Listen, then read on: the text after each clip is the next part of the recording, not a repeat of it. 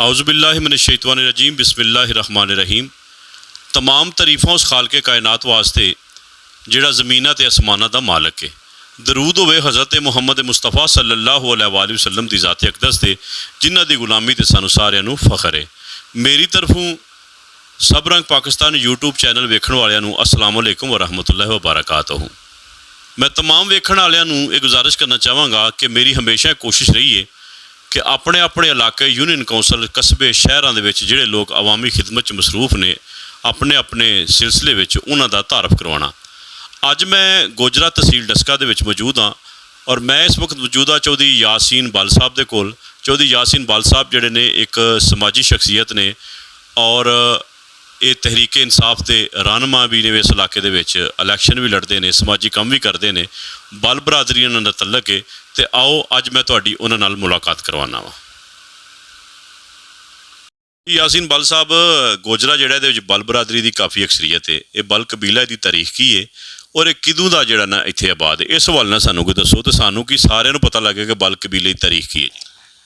आसी साहब, बल कबीला जिहड़ा है मैनूं 10 पीढ़ियां का पता है कि साडे दादा का नाम है चौधरी नज़ीर अहमद खान बल।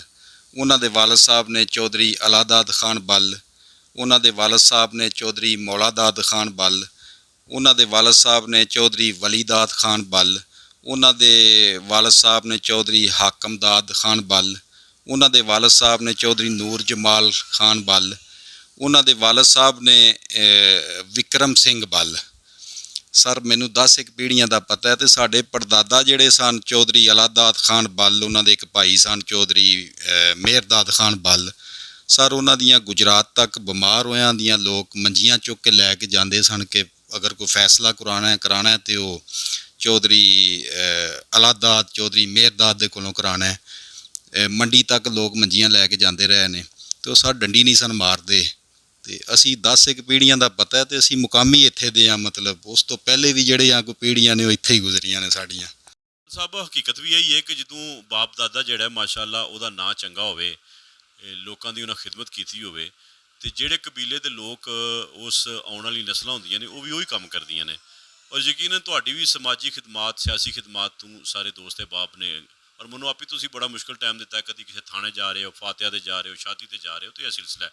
तो ये पाकिस्तान तहरीक इंसाफ और तुहाडी जिहड़ी सियासत का सिलसिला वे एक कितों दा वे और एक किस तरह सिलसिला जिहड़ा तुहां शुरू कीता जी?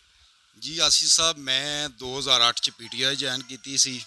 खान साहब का पहला जलसा सियालकोट 2011 पहला जलसा होया। मैं स्टेज के उत्ते सा, मतलब मेरे को पास सी। तो खान साहब नूं मैं 2008 खान नाल बन्नी काला मेरी पहली मुलाकात भी हुई सी।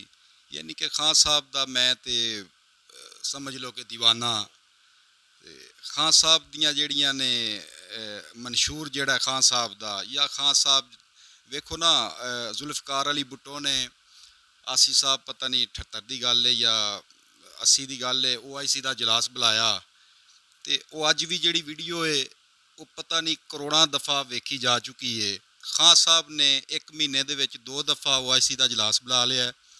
तो इस तरह का लीडर इस्लामी जिहड़े ने, मतलब 56 मुल्क ने, मैं समझना कि इस तरह का लीडर पूरे वर्ल्ड दे विच नहीं कोई हो सकता जिस तरह का साडा लीडर है। ਇਹਦਾ मतलब है कि खान साहब नाल तुहाडा जिहड़ा खसूसी लगाव है उन्हां दा हजूर हुकम सल्लल्लाहु अलैहि वसल्लम की ज़ात नाल जिहड़ा लगाव है, मुहब्बत है और इस्लाम नाल लगाव है और जिहड़ा उन्होंने उस इजलास दे विच भी अपना पूरी दुनिया के सामने आख्या। यानी ਇਹਦਾ मतलब है कि तुसीं उन्हां नूं इस चीज़ नूं तुसीं बहुत ज़्यादा पसंद करते हो और ये बड़ी खुशी वाली गल भी है। बिल्कुल बिल्कुल आसिफ साहब, UN दे विच स्पीच सारी दुनिया ने सुनी है कि साडे खान साहब ने उस तो मतलब कोई गल रह नहीं जाती जिहड़ियां उन्हां गल्लां कीतियां नहीं।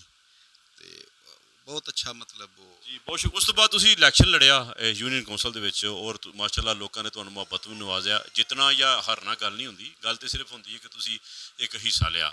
उस इलैक्शन तो बाद हुण तुहाडी पोजीशन तुहानूं की नज़र आउंदी है भाई?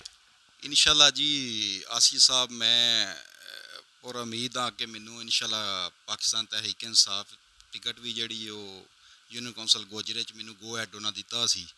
मेरी लीडरशिप ने, मली साहब ने, उमर डार साहब ने, मतलब उस्मान डार साहब ने ऐतकी मैनू कहा सी कि तुसीं अपनी तैयारी करो, इंशाअल्लाह टिकट जिहड़ी तुहाडे कोल है। तो ਇਨਸ਼ਾਅੱਲਾ ਮੈਂ ਗੋਜਰਾ ਯੂਨੀਅਨ ਕੌਂਸਲ ਵਾਸਤੇ ਮੇਰਾ ਦਿਲ ਕਰਦਾ ਹੈ ਕਿ ਮੈਂ ਗੋਜਰੇ ਵਾਸਤੇ ਕੁਝ ਕਰਾਂ।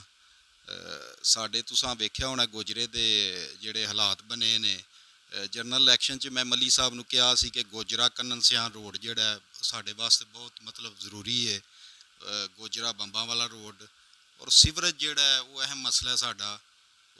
ਸਾਰੇ ਗੋਜਰੇ ਨੇ ਮਤਲਬ ਸੀਵਰੇਜ ਜਿਹੜੀ ਉਹ ਪਾਣੀ ਖੜਾ ਹੈ ਉਹ ਬਹੁਤ ਜ਼ਰੂਰੀ ਹੈ। ਇਨਸ਼ਾਅੱਲਾ ਮੇਰਾ ਦਿਲ ਕਰਦਾ ਹੈ ਕਿ ਮੈਂ ਵਿਨ ਕਰਕੇ ਗੋਜਰੇ ਵਾਸਤੇ ਕੁਝ ਕਰਾਂ। ਜੀ ਬਹੁਤ ਸ਼ੁਕਰੀਆ ਜੀ। ਹਕੀਕਤ ਵੀ ਇਹੀ ਹੈ, ਮੈਂ ਆਪ ਹੀ ਆਇਆ ਜਨਾਬ ਤੁਹਾਨੂੰ ਮਿਲਣ ਵਾਸਤੇ, ਤੇ ਜੋ ਹਾਲਾਤ ਹੋਏ ਨੇ ਪਾਣੀ ਦੇ ਵਿੱਚ। ਦੂਸਰਾ ਇਹ ਦੱਸੋ ਕਿ ਚੁੱਕੇ ਤਹਿਰੀਕ ਇਨਸਾਫ ਦੀ ਤੁਸੀਂ ਇਸ ਇਲਾਕੇ 'ਚ ਨੁਮਾਇੰਦਗੀ ਕਰ ਰਹੇ ਹੋ, ਮੌਜੂਦਾ ਗਵਰਨਮੈਂਟ ਦੇ ਜਿਹੜੇ ਹਾਲਾਤ ਜਾ ਰਹੇ ਨੇ, ਕਿਆ ਤੁਸੀਂ ਸਮਝਦੇ ਹੋ ਕਿ ਪੂਰੇ ਪਾਕਿਸਤਾਨ ਦੀ ਗੱਲ ਨਹੀਂ, ਨਾ ਡਸਕੇ ਦੀ ਗੱਲ ਕਰ ਰਹੇ ਹਾਂ, ਗੋਜਰੇ ਵਿੱਚ ਪਾਕਿਸਤਾਨ ਤਹਿਰੀਕ ਇਨਸਾਫ ਦੀ ਕੀ ਸੂਰਤ ਹਾਲ ਹੋਵੇਗੀ ਇਲੈਕਸ਼ਨ ਦੇ ਵਿੱਚ? ਸਰ ਗੋਜਰਾ ਜਿਹੜਾ ਹੈ ਇਹ 30 ਸਾਲ ਤੋਂ ਤਕਰੀਬਨ ਇੱਥੇ ਨੂਨ ਲੀਗ ਜਿੱਤਦੀ ਆਈ ਹੈ ਔਰ ਗੋਜਰੇ ਦਾ ਬੇੜਾ ਗਰਕ ਕਰਨ ਦੇ ਵਿੱਚ ਹੀ ਨੂਨ ਲੀਗ ਦਾ ਮਤਲਬ ਹਜ਼ਾਰੇ ਸ਼ਾਹ ਸਾਹਿਬ ਨੇ ਹੱਥ ਉਹਨਾਂ ਦਾ, ਰਾਣਾ ਸ਼ਮੀਮ ਸਾਹਿਬ ਰਹੇ ਨੇ ਸਾਡੇ, ਯਾਨੀ ਕਿ 13 ਤੋਂ ਪਹਿਲੇ ਤੇ NA 112 ਦਾ ਅਸੀਂ ਹਿੱਸਾ ਸਾਂ, ਫਿਰ ਉਸ ਤੋਂ ਬਾਅਦ ਫਿਰ ਮੱਲੀ ਸਾਹਿਬ ਆ ਗਏ 18 ਦੇ ਵਿੱਚ, ਔਰ ਸਾਰਾ ਗੋਜਰੇ ਦੀ ਬਰਬਾਦੀ ਕਰਨ ਦੇ ਵਿੱਚ ਇਹ ਨੂਨ ਲੀਗ ਮਸ਼ੀਅਤ ਪੂਰੀ ਦੁਨੀਆ ਤੇ ਵੇਖ ਲਵੋ ਪਾਕਿਸਤਾਨ ਦੀ ਜਿਹੜੀ ਉਹ ਤਬਾਹ ਕਰਨ 'ਚ ਨੂਨ ਲੀਗ ਦਾ ਹੀ ਹੱਥ ਹੈ।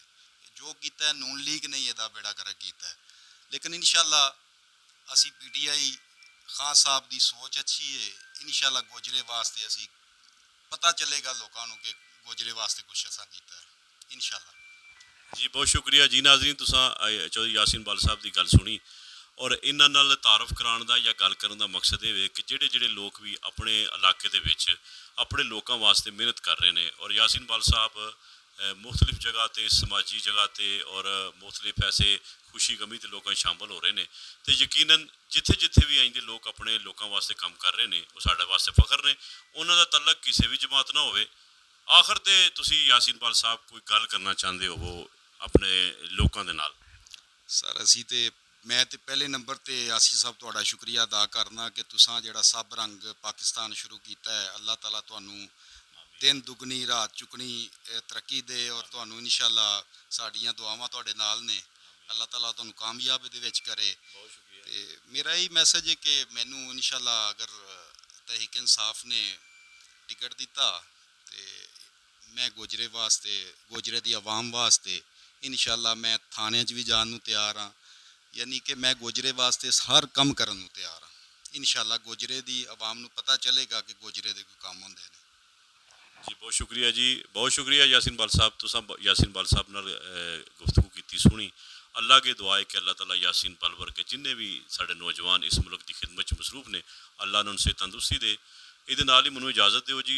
सब रंग पाकिस्तान तुहाडा अपना सब रंग पाकिस्तान है, तो जिथे बाहर के जोड़े मुल्क के दोस्त बाप गोजरे बैठे ने, कनन सियाण दे ने या डसके दे ने, वो इन्हूं पसंद कर रहे हैं। असी उन्होंने बड़े मशहूर हाँ। हम बोले आपकी ज़ुबान सब रंग पाकिस्तान। बहुत शुक्रिया जी। पाकिस्तान जिंदा।